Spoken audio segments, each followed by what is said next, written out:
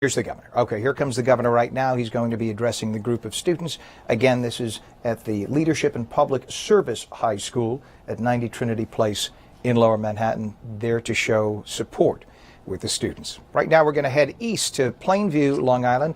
This is Plainview, Old Bethpage, JFK High School, and we have some students speaking, so let's take a listen to that student. This 18-year-old wanted to attend Lynn University this coming fall, and now she will never get that chance. Helena Ramsey was another senior.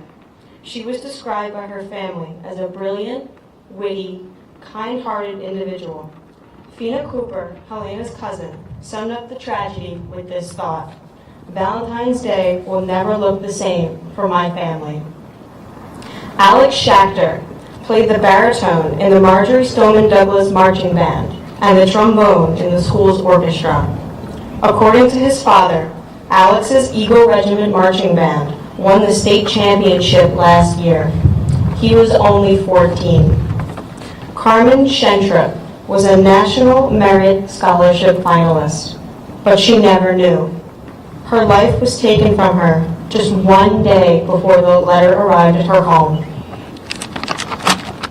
Peter Wang, a 15-year-old student, died while holding a door open for his fellow students to escape.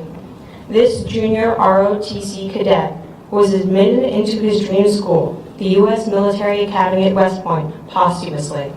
His parents were given his acceptance letter into the class of 2025 at his funeral. At this point, let us all bow our heads in a moment of silence and remember the innocent lives lost 1 month ago in Parkland, Florida.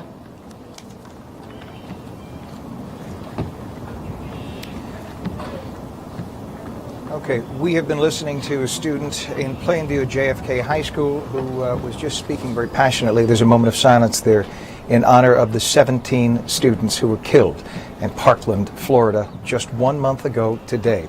Right now, we are in Manhattan at LaGuardia High School. This is the Upper West Side, the same kind of scene, very somber moment of silence there as well, it appears, for the students who lost their lives on this school walkout day. Again, students from over 3,000 schools all across the country are walking out of class for a total of 17 minutes. Right now, we're going to go back to Brooklyn and Midwood, Brooklyn, where the mayor is right now. And on this school walkout day, we have another student speaking. Let's listen to that student. And I'm not just talking about mass shootings. I'm talking about the militarization of our law enforcement and the normalization of these weapons in our communities. We will not let our future be dictated by the millions of dollars from the National Rifle Association that prevents stronger gun laws.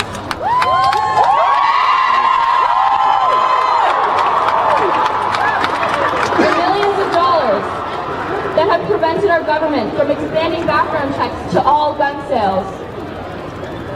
We will not ignore the fact that gun violence is a public health crisis, as it is the leading cause of premature death in the United States. And lastly, we will never forget the 17 students yes, I hear you. who were victims of gun violence on February 14, 2018. Please join us in a moment of silence for the 17 lives that we're remembering today.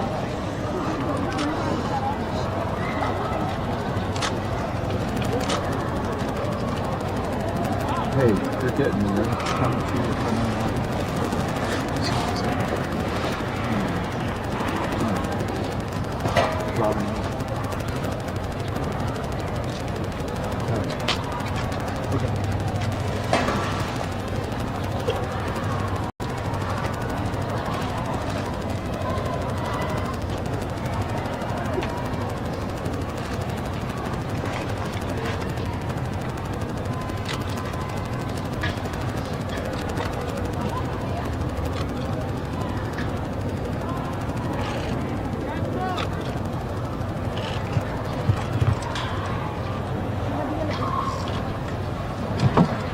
Thank you for participating in that moment of silence.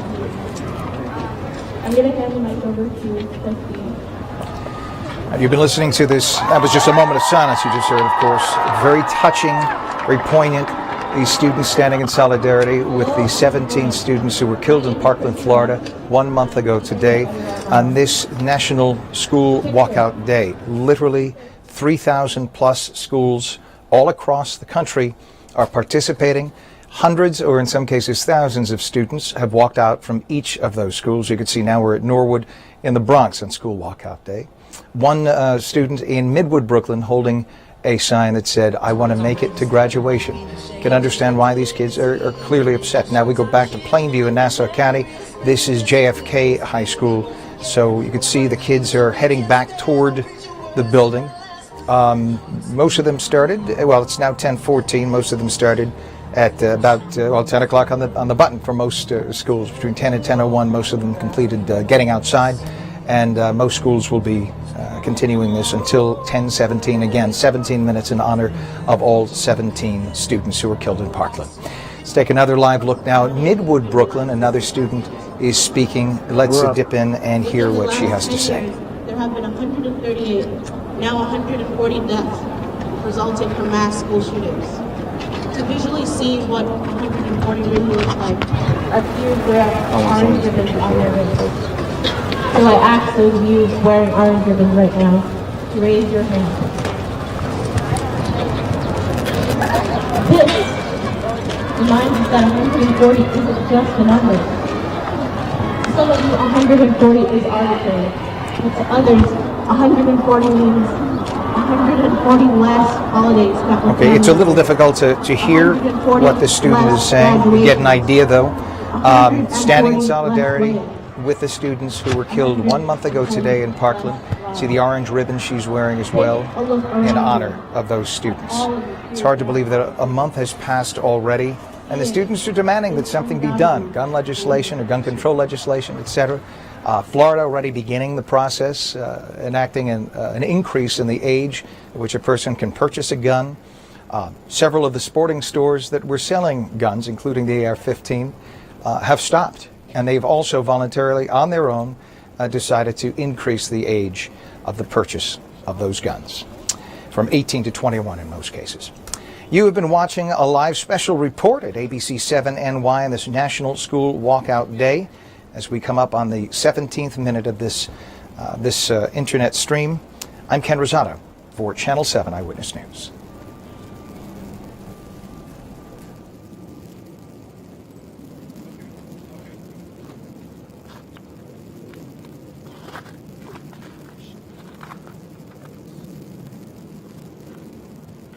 And we are all making history.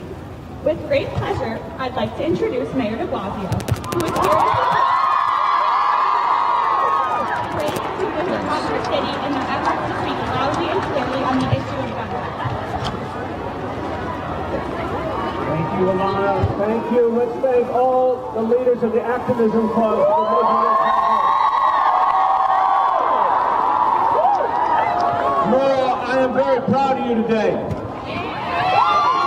I appreciate you, and I appreciate students all over the city and all over this country who are standing up for change.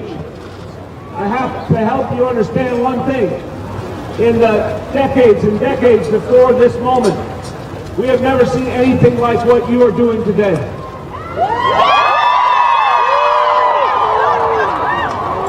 There has been a fight for change for a long time.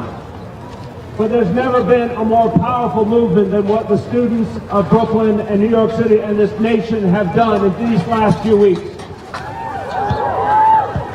You are making so clear to this whole country that you are sick of the violence. You're sick of the madness. You're sick of the slaughter. And you won't stand for it. And we need your leadership. We need you, because you have shown a kind of leadership that we've never seen before. And I am very certain in my heart that change is coming because of you. And I admire you and I appreciate you. Keep fighting. Thank you. Now my pleasure to introduce Anna.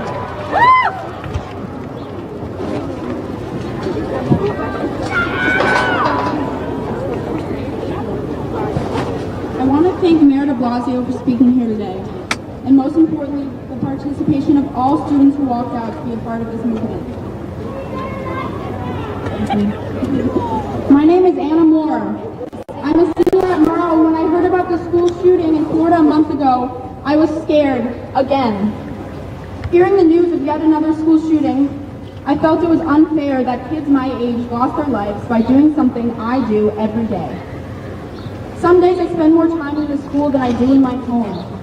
I spend more time with my classmates than I do with my family, and rely on my teachers to get through each day.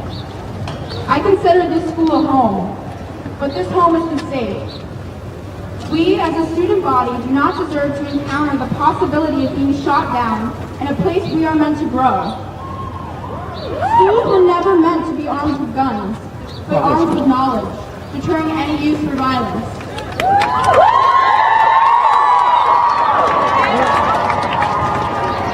However, every day a thought crosses my mind that there will be a threat to my safety. This is unfair, this is enraging, and this needs to be stopped. It is so frustrating to see a country I believe in let me down with every day that passes without gun reform. Our laws should never be so rigid that when citizens are dying, representatives still feel they cannot act. They can. That is why it is important for us to stand here today to show that gun control isn't a suggestion, but a demand from the American people.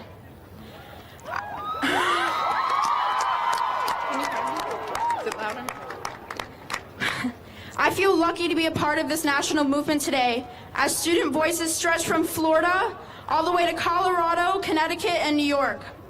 Student activism has always been something important to me, but right now it is vital to this country. Too many lives have been lost to an issue that lies still in the hands of our representatives. We refuse to let our message be drowned out, as the number of students in this country will always outweigh any amount of money funneled into our government by the NRA. Our student movement stands as a cry for action that this country cannot wait to address. Students have such power to make a difference in this country, and walking out today wouldn't be possible without the support of Murrow's student body. Students organized this walkout, students made this happen, and we, the students, will be the generation to end gun violence. All of Murrow can join the fight for gun reform by coming to Activism Club to stress our concerns to our representatives by writing letters, making phone calls, and organizing our communities. Hold your representatives accountable. Everyone has a voice. Use it. As we re-enter the building today, please leave your signs and tie your orange ribbons to the gates outside the courtyard. These symbols of solidarity will be left up for 17 days to remind the community and the country that the students of Edward R. Murrow will stand with all victims of gun violence and that we have had enough. Thank you.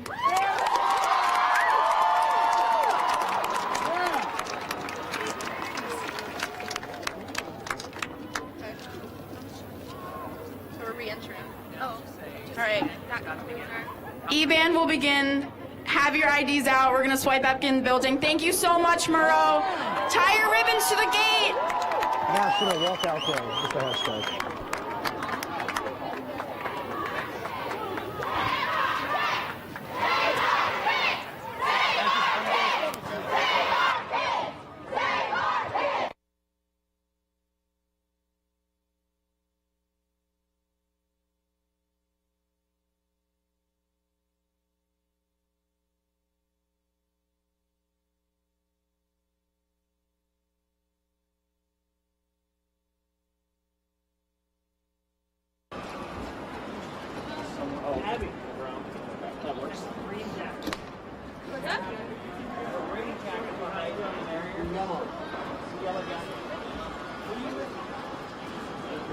Heads up. Details. Yes. I understand.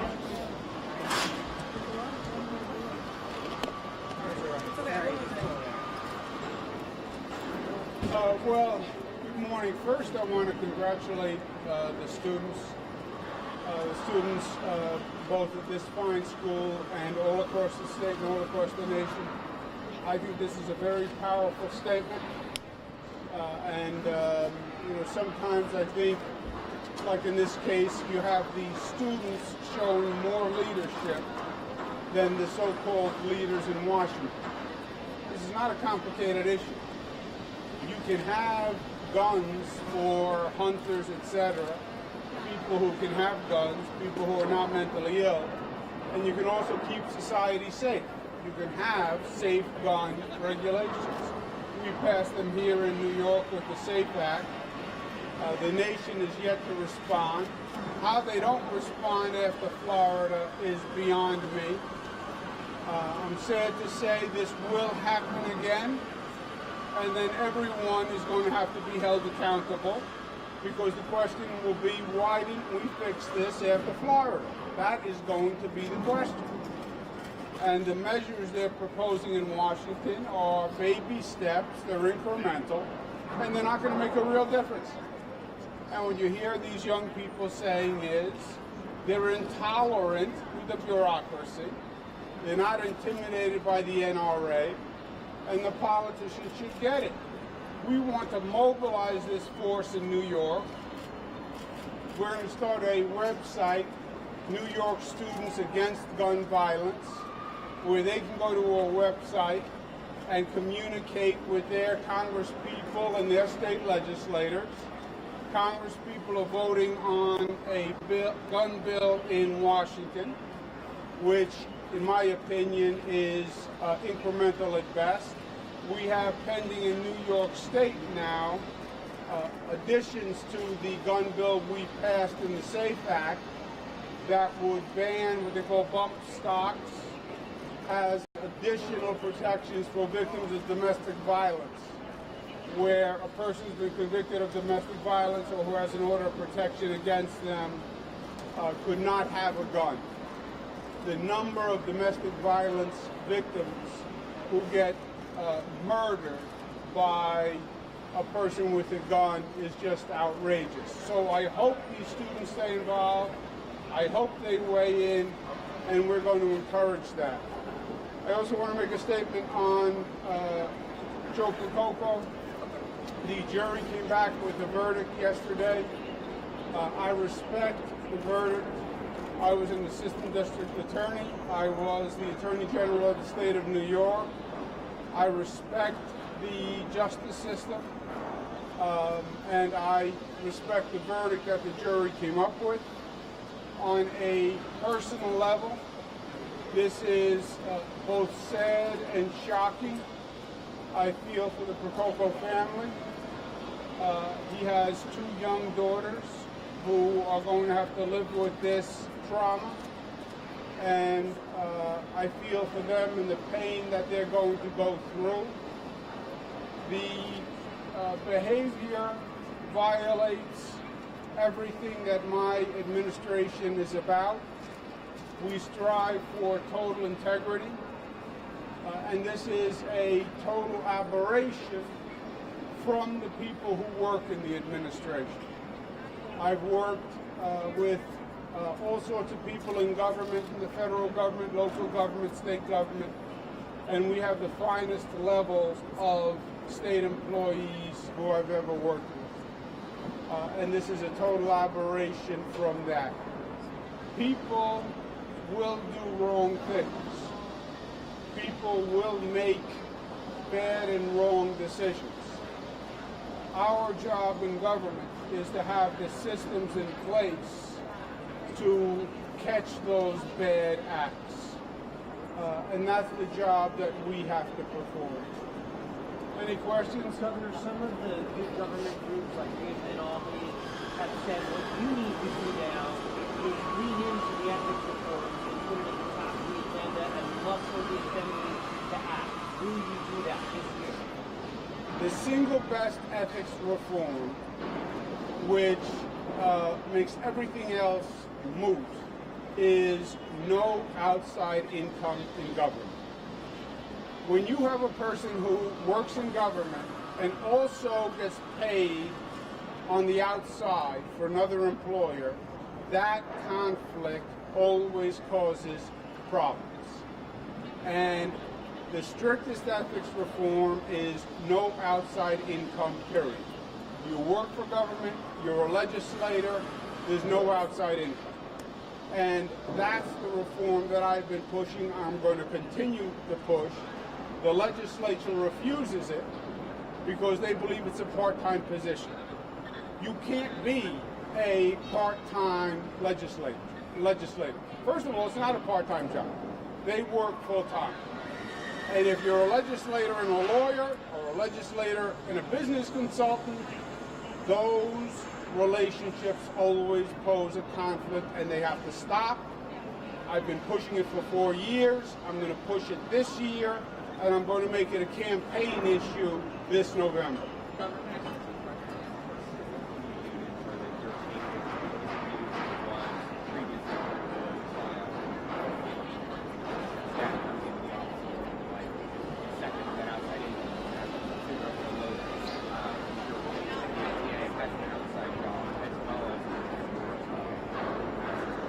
Yeah. Well, there's a difference between people who are serving on boards and don't get paid by government, who basically volunteer their service. If they volunteer their service, then of course they have a separate job because they have to feed their family. But there are conflict rules that apply in that situation also. When the situation with Mr. Prococo first came up, which was about 2 years ago, we reviewed both our exit and entrance policies to government, so that when you leave government, you leave, period. And all the connections are severed. People know you're no longer a government employee, you don't have that authority. And when you enter government, we're going to have a more thorough review of past relationships to see if they pose any particular conflict. But look, in this case, existing rules were broken. It's not that we didn't have rules. We have rules, and the rules were broken. And that was this situation. It's not that there was an omission in the policy. It was a violation of the policy. Yeah, I'm comfortable that he has conflict rules and regulations that he's abiding by. But do you have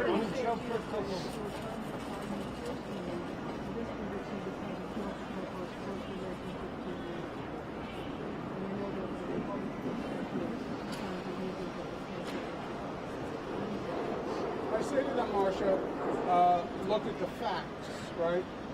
We're in the political silly season and people can say whatever they want to say. But there are still facts. This was a 2-year trial investigation.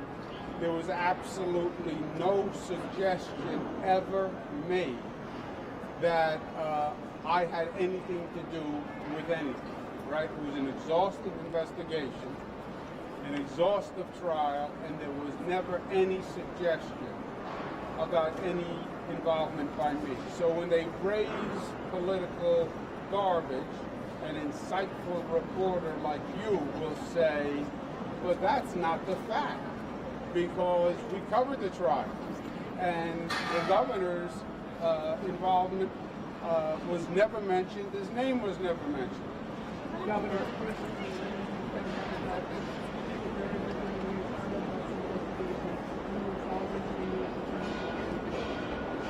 And Marcia, when I first heard about it, I was shocked. I was just shocked. And I've had emotions over this for the past 2 years. I'm shocked about the behavior. I'm sad for his family. He has 2 young daughters. I have 3 daughters. His daughters will have to have gone through this experience and go to school and deal with it, and they'll have to deal with it going forward. It's also a violation of everything my administration stands for. We strive for total integrity. I've dedicated my life to public service. My father dedicated his life to public service. And you can agree or disagree with my positions, but the integrity is paramount. And I also my entire administration has been hurt on a personal level, because this is the finest group of people I've worked with. Many of them are former prosecutors, and this is the exact opposite of everything they represent. So it has been a painful process across the board. Governor, how do you respond to kids with state government? Do you know he was still working at the state governor's office? When he left state government, he would come back into the office to handle transition matters. He was there for a very long time. He was in an important position, and he would come back and he was handling the transition, which is fine. But there should be no other work done from a government office besides that transition work. And in the trial, there was a suggestion that there was, and that's a violation of the rules. Was there on guns? Did you believe that he was doing work on behalf of the state government at that time? I believe he was doing transition work, yes. Governor, on guns, how do you respond to kids in a protest who claim that you have not done enough in your combat gun violence? I don't want to argue with the students because I'm very impressed with them and their activism. After Sandy Hook, we passed something called the SAFE Act, which is the single most aggressive gun safety law in the United States of America. Now, enough. It is the best law in the country. It's the most aggressive law in the country. Some of the students were saying we should ban guns totally. We should just have a society with no guns. I understand that sentiment. That's not my position. It's not the Constitution. The real question to me is keeping guns out of the hands of the wrong people. A person who has a violent history shouldn't have a gun. A person who's mentally ill shouldn't have a gun. But legitimate gun owners who hunt, who don't pose a threat, I believe our law and our Constitution says those people can have a gun. But I respect the student's position, which is absolutist, which is there should just be no guns. Period. Last question.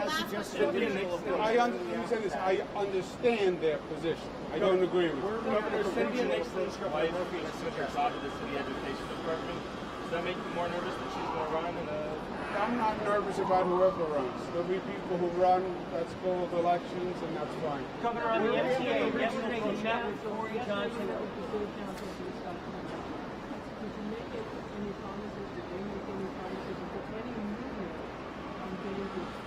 We had a very good meeting with the city council. As you know, I toured a night shift facility, which is as disgusting as anything I have seen. I'm the former HUD secretary. I've been in public housing all across this country. I've been in the worst public housing all across this country. And this night shift unit was as bad as anything I have seen. The NYCHA residents have organized. They started a lawsuit. My position is very clear. I stand with the NYCHA residents.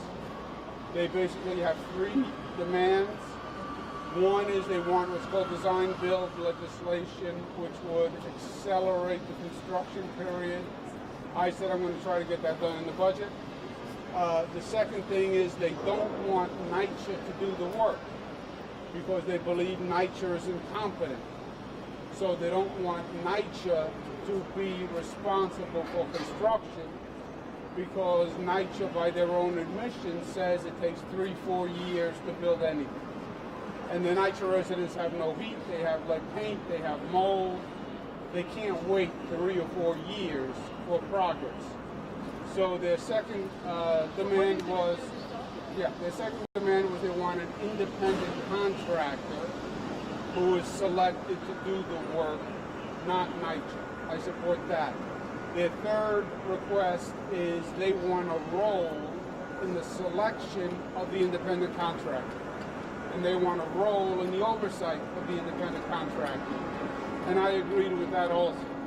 And that was my conversation with the city council. I said, well, the city council agreed. I said I would press for design bill legislation. I can't guarantee it. I support an independent contractor, and I'll do an emergency declaration allowing that to happen. And I support the residents being part of the selection of that independent contractor and the oversight of that independent contractor. Well, Governor, the design bill component was part of a deal with George Jackson to have the council fund basically put forward the city's half of the subway action plan. It's a deal. No, it was not a deal. The city council president previously said he supported the city paying half of the subway action plan, which is about $400 million.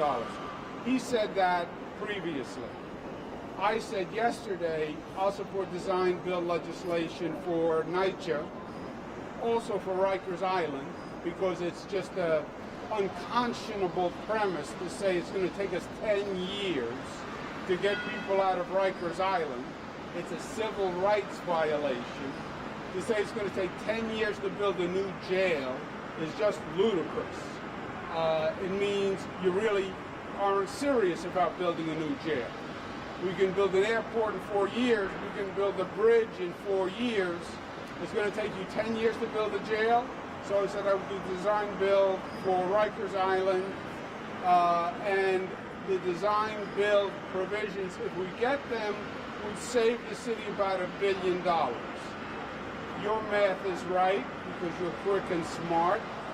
If the city saves $1 billion and they pay $400 to the subway action plan, they come out way ahead, which is true.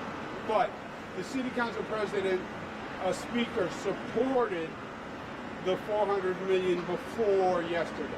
Thank you. Okay, guys, stay warm.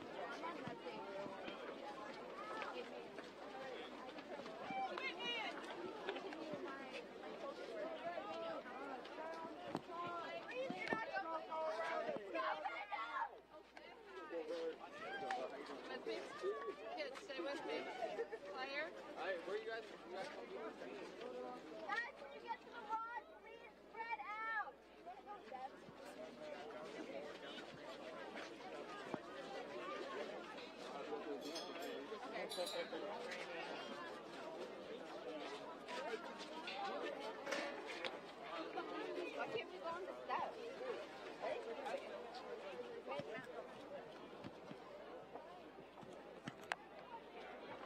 got 2 more interviews.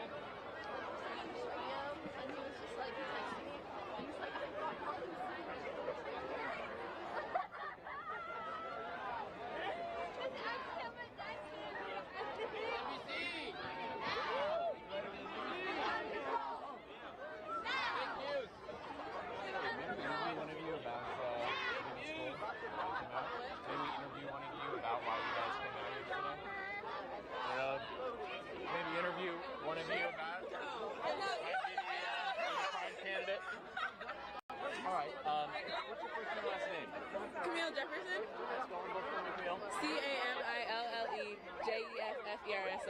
What school do you go to? St. John's. Where's that? In DC, right off Military Road. Okay, so Northwest. Yeah. Climate High School. Yeah. What grade are you in? I'm a senior. So 17 or 18? 17, yeah. All right. Why did you decide to walk out of class today? To be clear, you guys left class as well. You went to school and then walked out? Or no, you just we didn't go to school at all? and then came, yeah, okay. down. But decided to walk out because it's really important, like, gun reform needs to happen now with all the, like, everything that's been happening. It's really important to, like, make sure our voices are heard and get our opinions out and everything. How many people from your school walked out? I think it was, like, around 300. That's what someone told me. Either didn't go to class or walked out of class? Yeah, something like that. Okay.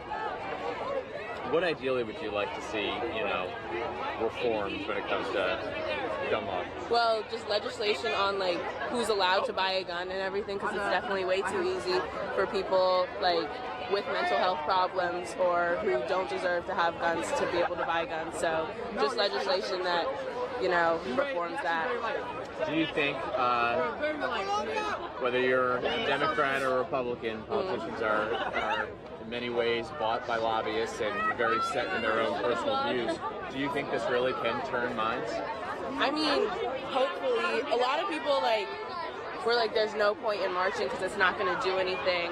But I feel like just being able to get your opinions out there and get, them heard is doing enough. And, Martin Luther King, marched, and so, not, paralleling this to that or anything, but, yeah, it can impact change. So hopefully this will have an impact on politicians and everything and just show that, students are really passionate about this cause, and hopefully that'll impact it. I was walking down Pennsylvania Avenue with the whole crowd, and, there are some people in the museum, clapping their hands, when they passed the Trump Hotel, some people were looking off the Trump Hotel. Has there been a moment today that has resonated with you, sent chill down your spine, or kind of just felt special? Well, it's been different as we've been walking. Onlookers have had different opinions. Some people have been sitting in their cars cheering, and other people will be walking on the street and just push past people with no apologies. So definitely just seeing everyone else's opinions, and I really like how people support. People will clap when they're in their cars and honk the horns and stuff. So that probably is the most impactful thing. Yeah. What did Mom and Dad have to say about you not going to class? They were happy that I was out here showing political activism and everything and getting my opinions heard. So yeah, I felt supported and everything. All right, hey, Camille, right? Yeah. Thanks a ton. You're great on camera. Have a good day, okay? Yeah, you too.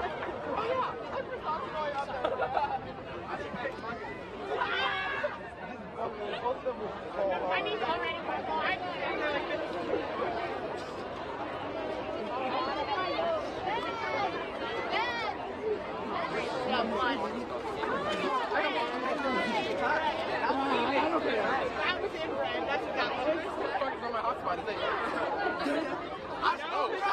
on your hotspot. I smell gas! Oh, and it's lit. Oh, okay. You got it. It's lit. Trying to explain my mom.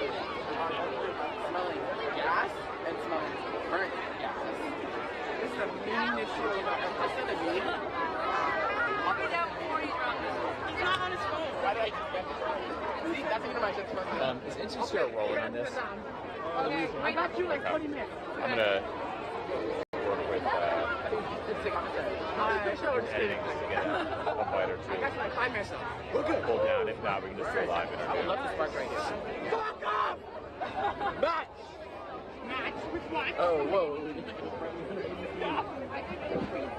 Someone's smoking. Hey, man.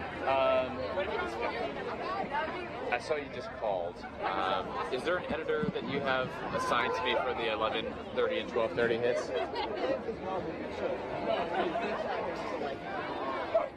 So, worst case scenario, we can just default to a live interview.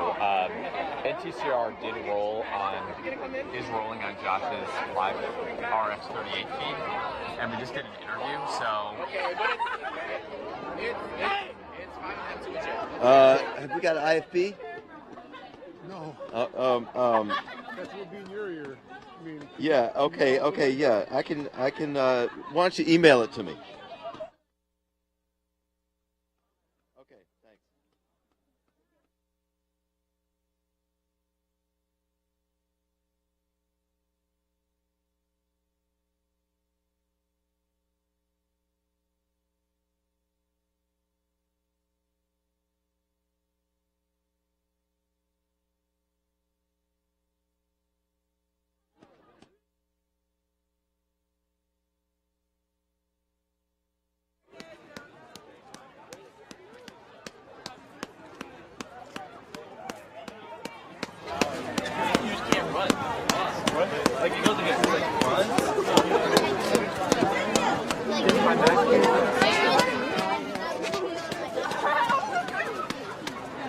Hello. Hello.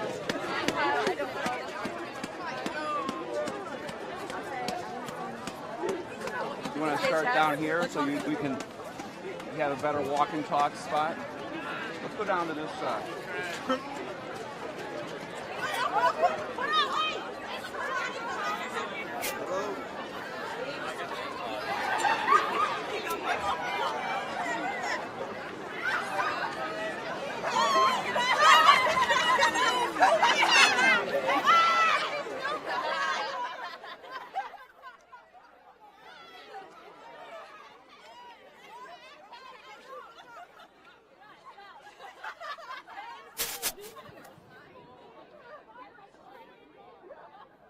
Josh.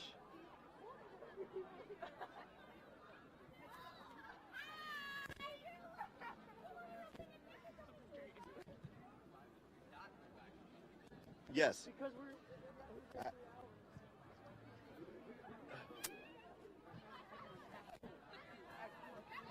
I hear control.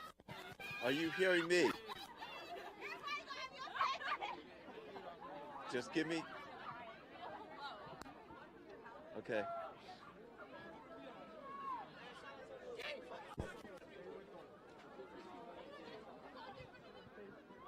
Yes, I can. Can you hear me?